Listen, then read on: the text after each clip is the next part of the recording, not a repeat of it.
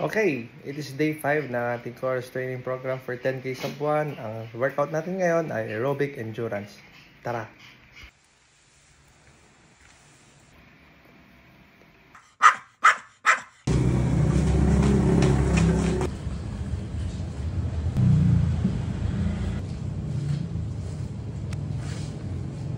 Okay, let's go. Easy 5K. Okay, 5 minutes warm up. 1K. 2K. 2.5 km in. Balik na tayo. 3K.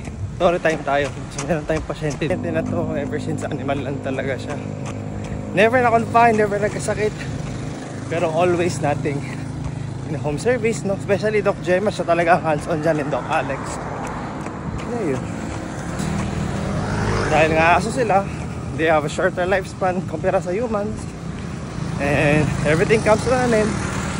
I think shadow in a brink of, and as much as possible we provide ng magandang buhay, comfortable life.